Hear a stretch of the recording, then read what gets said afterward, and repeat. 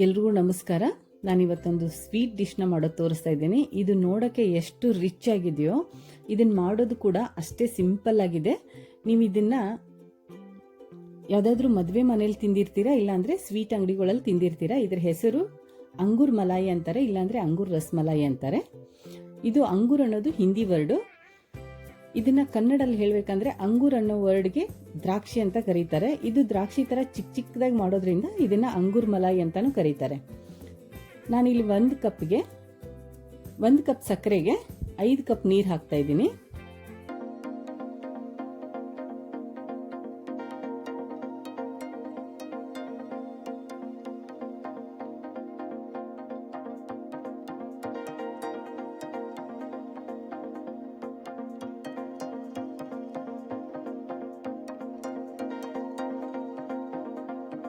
ನಾನು brown sugar ಇತ್ತು ಅಂತ ಬ್ರೌನ್ ಶುಗರ್ ಹಾಕಿದ್ದೀನಿ, ಇಲ್ಲ ಅಂದರೆ ವೈಟ್ ಶುಗರಲ್ಲೇ ಚೆನ್ನಾಗಿರುತ್ತೆ. ವೈಟ್ ಶುಗರ್ ಆದರೆ ಇನ್ನೂ ಕಲರ್ ತುಂಬ ಚೆನ್ನಾಗಿ ಬರುತ್ತೆ.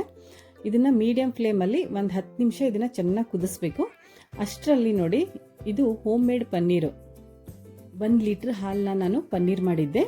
ಈ ಪನ್ನೀರ್ ಮಾಡೋ ವಿಡಿಯೋ ನಂದು ಆಲ್ರೆಡಿ ಅಪ್ಲೋಡ್ ಇದೆ. ಅಂದರೆ ರಸಗುಲ್ಲ, ಹೋಮ್ ಮೇಡ್ ರಸಗುಲ್ಲ ಮಾಡೋ ಲಾಸ್ಟ್ ವಿಡಿಯೋದಲ್ಲಿ ನಂದು ಅಪ್ಲೋಡ್ ಇದೆ. ನೀವು ಹಳೆಯ ವಿಡಿಯೋನ ನೀವು ನೋಡಿದರೆ, ಚೆಕ್ ಮಾಡಿದರೆ ಅದರಲ್ಲಿ ಸಿಗುತ್ತೆ ಪನ್ನೀರ್ ಯಾವ ರೀತಿ ಮಾಡೋದು ಅಂತ. ಈ ಪನ್ನೀರ್ ಯಾವ ಥರ ಇರುತ್ತೆ ಅಂದರೆ ಸ್ವಲ್ಪ ತರಿ ತರಿ ಇರುತ್ತೆ. ಇದನ್ನು ಸ್ವಲ್ಪ ಸಾಫ್ಟಾಗಿ ಮಾಡ್ಕೋಬೇಕಂದ್ರೆ ನಾನೀಗ ಕೈಯಿಂದ ಮಾಡ್ತಾ ಇದ್ದೀನಿ ನೋಡಿ, ಈ ಥರ ಇದನ್ನ ಸ್ಮ್ಯಾಶ್ ಮಾಡಬೇಕು.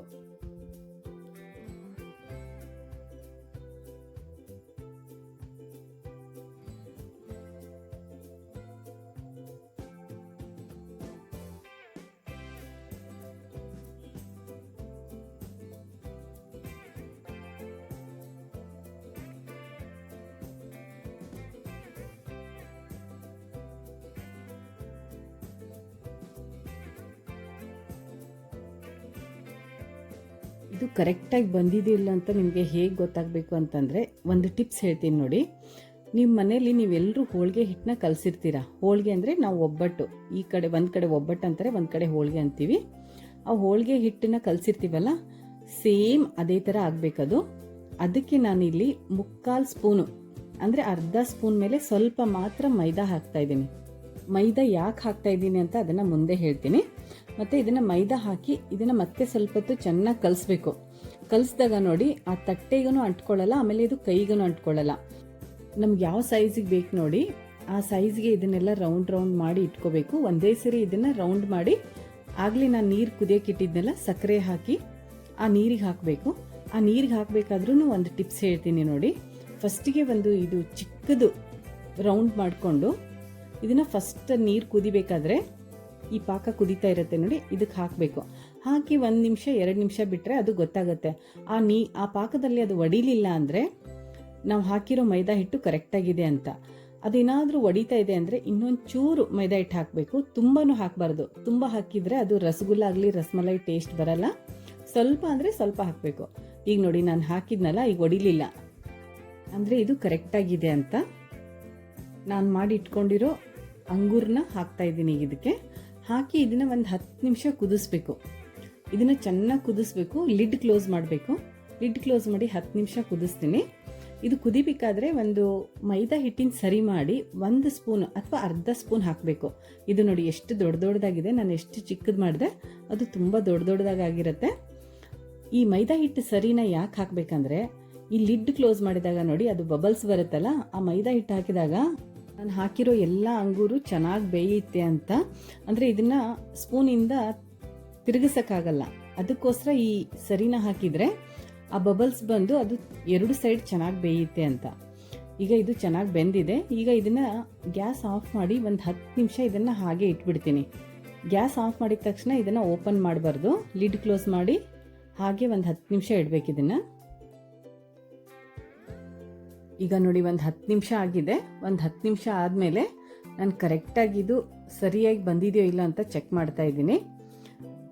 ಇದು ಆರಿದ ಮೇಲೆ ಇನ್ನೂ ಸ್ವಲ್ಪ ಚಿಕ್ಕದಾಗುತ್ತೆ. ಈಗ ಸ್ವಲ್ಪ ಇನ್ನೂ ಬಿಸಿ ಇದೆ ನೋಡಿ, ಒಳಗಡೆ ಎಲ್ಲ ಜ್ಯೂಸ್ ಇಟ್ಕೊಂಡಿದೆ ಅಂದರೆ ಇದು ಕರೆಕ್ಟಾಗಿ ಆಗಿದೆ ಅಂತ. ಇದನ್ನು ಫುಲ್ ತಣ್ಣಗಾಗಲಿ ಅಂತ ಇದನ್ನು ಸೈಡಿಗೆ ಇಡ್ತೀನಿ. ನಾನು ಇದಕ್ಕೆ ಈಸಿಯಾಗಿ ಮಲಾಯಿ ಯಾವ ಥರ ಮಾಡೋದು ಅಂತ ತೋರಿಸ್ತೀನಿ. ಅಂಗೂರ್ ಮಲಾಯಿ ಅಂದರೆ ಮಲಾಯಿ ಆಗಬೇಕಲ್ಲ. ಮಲಾಯಿಗೆ ಏನೇನು ಹಾಕ್ತೀನಿ ಅಂದರೆ ಅರ್ಧ ಲೀಟ್ರ್ ಹಾಲು, ಇದು ಬೇಗ ಗಟ್ಟಿ ಆಗಲಿ ಅಂತ ನಾನು ಮಿಲ್ಕ್ ಪೌಡ್ರನ್ನ ಹಾಕಿದ್ದೀನಿ. ದೊಡ್ಡ ಸ್ಪೂನಲ್ಲಿ 2 ಸ್ಪೂನು, ಟೇಬಲ್ ಸ್ಪೂನಲ್ಲಿ 2 ಸ್ಪೂನು ಮಿಲ್ಕ್ ಪೌಡ್ರನ್ನ ಹಾಕಿದ್ದೀನಿ. ಮಿಲ್ಕ್ ಪೌಡ್ರ್ ಹಾಕೋದ್ರಿಂದ ಇದು ಬೇಗ ಥಿಕ್ನೆಸ್ ಬರುತ್ತೆ ಅಂತ. ಈ ಪಾಕಿಟ್ ಹಾಲು ನಾವು ಯೂಸ್ ಮಾಡೋದ್ರಿಂದ ಅಷ್ಟೊಂದು ಥಿಕ್ನೆಸ್ ಆಮೇಲೆ ಟೇಸ್ಟ್ ಇರಲ್ಲ ಅಂತ ನಾನು 2 ಸ್ಪೂನು ಮಿಲ್ಕ್ ಪೌಡ್ರನ್ನ ಹಾಕಿದ್ದೀನಿ. ಅದೊಂದು ಟಿಪ್ಸ್ ಅಂತ ತಿಳ್ಕೊಳ್ಳಿ. ಮತ್ತು 2 ಸ್ಪೂನು ಸಕ್ಕರೆ 2 ಸ್ಪೂನ್ ಯಾಕೆ ಹಾಕ್ತಾ ಇದ್ದೀನಿ ಇದಕ್ಕೆ ಅಂದರೆ, ಇದು ಸ್ವಲ್ಪ ಮೈಲ್ಡಾಗಿ ಸ್ವೀಟ್ ಇರಬೇಕು. ಆಲ್ರೆಡಿ ನಾನು ನೋಡಿ ಅಂಗೂರನ್ನ ಬಾಯ್ಲ್ ಮಾಡಬೇಕಾದ್ರೂ ಅದು ಜ್ಯೂಸಲ್ಲಿ ಬಾಯ್ಲ್ ಮಾಡಿರೋದನ್ನು ಸ್ವೀಟಾಗಿರುತ್ತೆ. ಅದಕ್ಕೆ ಸ್ವಲ್ಪ ಲೈಟಾಗೇ ಸ್ವೀಟ್ ಇರಬೇಕಿದು. ಇದು ತುಂಬ ಸ್ವೀಟ್ ಆದರೂ ಚೆನ್ನಾಗಿರಲ್ಲ. ಈಗ ಇದು ಬಿಸಿ ಆಗಿದೆ. ಈ ಬಿಸಿ ಆಗಿರೋ ಹಾಲಿಂದಾನೇ ನಾನು 2 ಸ್ಪೂನ್ ಹಾಲು ತೆಗಿತಾ ಇದ್ದೀನಿ. ಇದಕ್ಕೆ ನಾನು ಕೇಸರಿ ದಳನ ಹಾಕ್ತಾ ಇದ್ದೀನಿ. ಬಿಸಿ ಹಾಲಿಗೆ ಕೇಸರಿ ದಳ ಹಾಕೋದ್ರಿಂದ ಒಳ್ಳೆ ಕಲರ್ ಬರುತ್ತೆ, ಅದು ಚೆನ್ನಾಗಿ ಕಲರ್ ಬೇಗ ಬಿಡುತ್ತೆ ಅಂತ. ಯಾರಾದರೂ ಫಸ್ಟ್ ಟೈಮ್ ನನ್ನ ವಿಡಿಯೋನ ನೋಡ್ತಾ ಇದ್ರೆ ಸಬ್ಸ್ಕ್ರೈಬ್ ಮಾಡ್ಕೊಂಡು ನೋಡಿ. ಸಬ್ಸ್ಕ್ರೈಬ್ ಆದಮೇಲೆ ಆಲ್ ಬಟನ್ನ ಪ್ರೆಸ್ ಮಾಡೋದನ್ನ ಮರಿಬೇಡಿ. ಹಾಗೆ ನಿಮ್ಮ ಫ್ರೆಂಡ್ಸ್ ಆ್ಯಂಡ್ ಫ್ಯಾಮಿಲಿ ಮೆಂಬರ್ಸ್ಗೂ ಈ ವಿಡಿಯೋನ ಶೇರ್ ಮಾಡಿ. ಮತ್ತು ನಾನು ಒಂದು 4 ಏಲಕ್ಕಿನ ಜಜ್ಜಿ ಪೌಡ್ರ್ ಮಾಡಿ ಇಟ್ಕೋತೀನಿ. ಇದೆಲ್ಲ ಲಾಸ್ಟಲ್ಲಿ ಯೂಸ್ ಮಾಡ್ತೀನಿ. ಏಲಕ್ಕಿನ ಲಾಸ್ಟಲ್ಲಿ ಯೂಸ್ ಮಾಡ್ತೀನಿ. ಈ ಕೇಸರಿನ ಮಾತ್ರ ಈಗ ಸ್ವಲ್ಪ ಹೊತ್ತಾದ್ಮೇಲೆ ಅದು ಚೆನ್ನಾಗಿ ಕುದಿಬೇಕು. ಸ್ವಲ್ಪ ಕುದ್ದು ಗಟ್ಟಿಯಾಗಿರುತ್ತೆ ಸ್ವಲ್ಪ ಹಾಲು. ಈಗ ನೋಡಿ ಸ್ವಲ್ಪ ಗಟ್ಟಿಯಾಗಿದೆ. ಈಗ ಇದಕ್ಕೆ ಈ ಕೇಸರಿನ ಹಾಕ್ತೀನಿ. ಮನೆಗೆ ಯಾರಾದರೂ ಗೆಸ್ಟ್ ಬರ್ತಾರೆ, ಕಿಟ್ಟಿ ಪಾರ್ಟಿ ಇದೆ, ಅಥವಾ ಮನೇಲಿ ಏನಾದರೂ ಫಂಕ್ಷನ್ ಇದ್ದರೆ ನೀವು ಇದನ್ನು ಹಿಂದಿನ ದಿನ ಮಾಡ್ಬೋದು. ಇಲ್ಲ ಅಂದರೆ 1-2 ದಿನ ಮೊದಲೇ ಮಾಡಿ ಫ್ರಿಜ್ಜಲ್ಲಿಟ್ಟರೆ ಇನ್ನೂ ತುಂಬ ಚೆನ್ನಾಗಿರುತ್ತೆ, ಟೇಸ್ಟು ಚೆನ್ನಾಗಿ ಬರುತ್ತೆ. ನಾನು ಇದನ್ನು ಮಾಡಿದಾಗ ನಮ್ಮನೆಗೆ ಒಬ್ರು ಗೆಸ್ಟ್ ಬಂದಿದ್ರು. ಅವರು ಇದನ್ನು ತಿಂದುಬಿಟ್ಟು ಇದು ನೀವು ಮನೇಲಿ ಮಾಡಿದ್ದೀರಾ ಅಂದರೆ ನಂಬಕ್ಕೆ ಆಗ್ತಾ ಇಲ್ಲ ಅಂತ ಹೇಳಿದರು. ಅಷ್ಟು ಚೆನ್ನಾಗಿ ಟೇಸ್ಟ್ ಇತ್ತು. ಈಗ ಇದು ರೆಡಿ ಆಗಿದೆ. ಈ ಸ್ಪೂನ್ನ ನೋಡಿ ನಾನು ತೋರಿಸ್ತಾ ಇದ್ದೀನಲ್ಲ, ಸ್ಪೂನ್ನ ಎದ್ದಿ ಅದ್ರ ಹಿಂದ್ಗಡೆ ನೋಡಿದಾಗ ಯಾವ ಥರ ಥಿಕ್ನೆಸ್ ಇತ್ತೋ ಅಷ್ಟು ಥಿಕ್ನೆಸ್ ಇದ್ರೆ ಸಾಕು. ಯಾಕಂದರೆ ಇದು ಆರಿದ ಮೇಲೆ ಇನ್ನೂ ಗಟ್ಟಿ ಆಗುತ್ತೆ. ನನಗೆ ಇದನ್ನು ಗ್ಯಾಸಿಂದ ಕೆಳಗಿಳಿಸ್ಬಿಟ್ಟು ಇದು ತಣ್ಣಗಾಗಲಿ ಅಂತ ಬಿಡ್ತೀನಿ. ತಣ್ಣಗಾದ್ಮೇಲೆ ಇದಕ್ಕೆ ಏಲಕ್ಕಿ ಹಾಕ್ತಾ ಇದ್ದೀನಿ. ಆಮೇಲೆ ಇದು ಕೆನೆ ಕಟ್ಟಬಾರ್ದು ಥರ ನೀವು ಅವಾಗವಾಗ ಅದನ್ನು ತಿರುಗಿಸ್ತಾ ಇರಬೇಕು. ಸುಮ್ಮನೆ ಅದೇ ತನ್ನ ತಾನು ಆರ್ಲಿ ಅಂತ ಬಿಟ್ಟರೆ, ತಣ್ಣಗಾಗಲಿ ಅಂತ ಬಿಟ್ಟರೆ ಅದು ಕೆನೆ ಕಟ್ಕೊಳ್ಳುತ್ತೆ. ಕೆನೆ ಕಟ್ಟಿದ್ರೆ ಚೆನ್ನಾಗಿರಲ್ಲ. ಇದು ಈಗ ಫುಲ್ ತಣ್ಣಗಾಗಿದೆ. ಈ ತಣ್ಣಗಾದ್ಮೇಲೆ ನಾನು ಇದನ್ನು ಒಂದು ಗ್ಲಾಸ್ ಬೌಲಿಗೆ ತೆಗಿತಾ ಇದ್ದೀನಿ. ತೆಗೆದ್ಬಿಟ್ಟು ನಾನು ಮಾಡಿ ಇಟ್ಕೊಂಡಿರೋ ಅಂಗೂರನು ಫುಲ್ ತಣ್ಣಗಾಗಿದೆ. ಅದನ್ನು ಸ್ವಲ್ಪ ಪ್ರೆಸ್ ಮಾಡಿ ಇದಕ್ಕೆ ಹಾಕ್ತೀನಿ. ನೀವು ಪ್ರೆಸ್ ಮಾಡ್ದಂಗೆ ಹಾಕಿದರೆ ಏನಾಗುತ್ತೆ ಅಂದರೆ ಈ ಮಲಾಯಿನ ಆ ಅಂಗೂರು ಹೀರ್ಕೊಳ್ಳಲ್ಲ. ಆವಾಗ ಅದು ಟೇಸ್ಟ್ ಚೆನ್ನಾಗಿ ಬರಲ್ಲ. ಸ್ವಲ್ಪ ನೀರು ಥರ ಅನಿಸುತ್ತೆ. ಸ್ವಲ್ಪ ಅದು ಮೈಲ್ಡಾಗಿ ಸ್ವೀಟ್ನ ಹಿಡ್ಕೊಂಡಿರುತ್ತೆ, ಅಷ್ಟು ಸಾಕು. ಅದನ್ನು ಪ್ರೆಸ್ ಮಾಡಿ ಈ ಥರ ಅಂಗೂರನ್ನ ಮಲಾಯಿ ಒಳಗಡೆ ಡಿಪ್ ಮಾಡಿ 10 to 12 ಅವರ್ಸು ಫ್ರಿಜ್ಜಿಗೆ ಇಡಬೇಕು. ಫ್ರಿಜ್ಜಿಗೆ ಇಟ್ಟಾಗ ಮಾತ್ರ ಇದು ಟೇಸ್ಟ್ ಚೆನ್ನಾಗಿ ಬರುತ್ತೆ. ಇದನ್ನು ಮಾಡಿದ ತಕ್ಷಣ ತಿನ್ನೋಕ್ಕಾಗಲ್ಲ. ಮಾಡಿದ ತಕ್ಷಣ ತಿಂದ್ರೂ ಟೇಸ್ಟ್ ಇರಲ್ಲ. ಇದನ್ನು 10ರಿಂದ 12 ಅವರು ಫ್ರಿಜ್ಜಲ್ಲಿ ಇಡಬೇಕು. ಇವತ್ತು ಮಾಡಿದ್ದೀವಿ ಅಂದರೆ ನಾಳೆಗೇ ಚೆನ್ನಾಗಿರೋದಿದು. ಇಲ್ಲಾಂದರೆ ಬೆಳಗ್ಗೆ ಮಾಡಿ ಸಾಯಂಕಾಲ ತಿನ್ಬೋದು. ನಾನೀಗ ಫ್ರಿಜ್ಜಿಗೆ ಇಡ್ತಾ ಇದ್ದೀನಿ.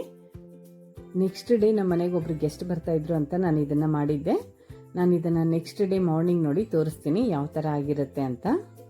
ಹಾಗೆ ಇದಕ್ಕೆ ಸ್ವಲ್ಪ ಮೇಲ್ಗಡೆ ಗಾರ್ನಿಷಿಂಗಿಗೆ ಡ್ರೈ ಫ್ರೂಟ್ಸ್ ಕಟ್ಟರಲ್ಲಿ ಕಟ್ ಮಾಡಿ ಇಟ್ಕೊಂಡಿದ್ದೀನಿ. ಬಾದಾಮು, ಪಿಸ್ತಾ, ಗೋಡಂಬಿ. ಈ ಅಂಗೂರು ಮಲಾಯಿ ತುಂಬ ಚಿಕ್ಕದಾಗಿರೋದ್ರಿಂದ ನಾನು ಸ್ವಲ್ಪ ನೈಸಾಗಿ ಕಟ್ ಮಾಡಿದ್ದೀನಿ. ಅದು ಯಾವ ಥರ ಅಂತ ಆಮೇಲೆ ತೋರಿಸ್ತೀನಿ. ಈಗ ನೋಡಿ ಅಂಗೂರು ಮಲಾಯಿ ರೆಡಿಯಾಗಿದೆ. ಇನ್ನೂ ಸ್ವಲ್ಪ ಥಿಕ್ಕಾಗಿ ಆಗಿರುತ್ತೆ. ಫ್ರಿಜ್ಜಲ್ಲಿ ಇಟ್ಟಿರೋದ್ರಿಂದ ಸ್ವಲ್ಪ ಥಿಕ್ನೆಸ್ ಬಂದಿರುತ್ತೆ. ಇದು ಕರೆಕ್ಟಾಗಿ ಆಗಿದೆ. ಸ್ವೀಟನ್ನು ತುಂಬ ಕರೆಕ್ಟಾಗಿತ್ತು. ಈಗ ನೋಡಿ ನಾನು ಕಟ್ ಮಾಡಿ ಇಟ್ಕೊಂಡಿದ್ದೀನಿ ಅಂತ ಹೇಳಿದ್ನಲ್ಲ, ಡ್ರೈ ಫ್ರೂಟ್ಸ್ ಚಾಪರಲ್ಲಿ ಕಟ್ ಮಾಡಿರೋದು. ಈಗ ಇದಕ್ಕೆ ಸ್ವಲ್ಪ ಇದರಲ್ಲಿ ಹಾಕ್ತಾ ಇದ್ದೀನಿ. ಡ್ರೈ ಫ್ರೂಟ್ಸ್ನ ಎಲ್ಲ ಕಟ್ ಮಾಡಿ ಇಟ್ಕೊಂಡಿರೋದು ಸ್ವಲ್ಪ ಹಾಕ್ತೀನಿ. ಆಮೇಲೆ ಮತ್ತೆ ಮೇಲ್ಗಡೆ ಸರ್ವ್ ಮಾಡಬೇಕಾದ್ರೆ ಗಾರ್ನಿಷಿಂಗ್ ಮಾಡ್ತೀನಿ. ಆವಾಗ ಇನ್ನೂ ಚೆನ್ನಾಗಿರುತ್ತೆ. ಇದು ರಾಯಲ್ ಸ್ವೀಟ್ ಆಗಿರೋದ್ರಿಂದ ಇದು ಇನ್ನೂ ರಾಯಲ್ ಆಗಿ ಕಾಣಬೇಕಂದ್ರೆ ರಾಯಲ್ ಟಚಪ್ಪು, ರಾಯಲ್ ಫಿನಿಶಿಂಗು ಬರಬೇಕು. ಅದನ್ನು ಯಾವ ರೀತಿ ಗಾರ್ನಿಷಿಂಗ್ ಮಾಡ್ತೀನಿ ಅಂತ ನೋಡಿ. ತುಂಬ ಚೆನ್ನಾಗಿ ಕಾಣಿಸುತ್ತೆ. ನೋಡಿದವರಿಗೆ ನಾವು ಅಂಗಡಿಯಿಂದ ತಂದಿದ್ದೀವೇನೋ, ಬೇಕ್ರಿಯಿಂದನೇ ತಂದಿದ್ದೀವೇನೋ ಅಂತ ಅನಿಸುತ್ತೆ. ಇದನ್ನು ನಮ್ಮ ಮನೆಯಲ್ಲಿ ಯಾರು ಟೇಸ್ಟ್ ಮಾಡಿದಾರಲ್ಲ ಅವರೊಂದು ಒಳ್ಳೆ ಕಮೆಂಟ್ನ ಹಾಕ್ತಾರೆ ಅಂತ ನಾನು ಅಂದ್ಕೊಂಡಿದ್ದೀನಿ. ಫಸ್ಟ್ ಕಮೆಂಟನ್ನು ಅವ್ರದ್ದೇ ಇರುತ್ತೆ ಅಂತ ಅಂದ್ಕೊಂಡಿದ್ದೀನಿ. ನೋಡೋಣ. ಮೇಲ್ಗಡೆ ಗಾರ್ನಿಷಿಂಗಿಗೆ ಅಂತ ಮತ್ತೆ ಸ್ವಲ್ಪ ಡ್ರೈ ಫ್ರೂಟ್ಸು, ಕೇಸರಿ ದಳ ಮತ್ತು ಡ್ರೈ ರೋಸ್ ಪೆಟಲ್ನ ಹಾಕ್ತಾ ಇದ್ದೀನಿ. ಹಾಕಿದ್ರೇ ಇದು ರಾಯಲ್ ಟೇಸ್ಟು ಮತ್ತು ರಾಯಲ್ ಲುಕ್ ಆಗಿರುತ್ತೆ. ನಾನೀಗ ಇದನ್ನು ಟೇಸ್ಟ್ ಮಾಡ್ತಾ ಇದ್ದೀನಿ. ಈ ವಿಡಿಯೋ ಇಷ್ಟ ಆದರೆ ಲೈಕ್ ಮಾಡಿ, ಶೇರ್ ಮಾಡಿ, ಒಂದು ಒಳ್ಳೆ ಕಮೆಂಟ್ನ ಮಾಡೋದನ್ನ ಮರಿಬೇಡಿ. ಹಾಗೆ ಇದನ್ನ ನಿಮ್ಮ ಫ್ರೆಂಡ್ಸ್ ಆ್ಯಂಡ್ ಫ್ಯಾಮಿಲಿ ಮೆಂಬರ್ಸ್ಗೆ ಶೇರ್ ಮಾಡಿ. Thank you. See you again. Bye.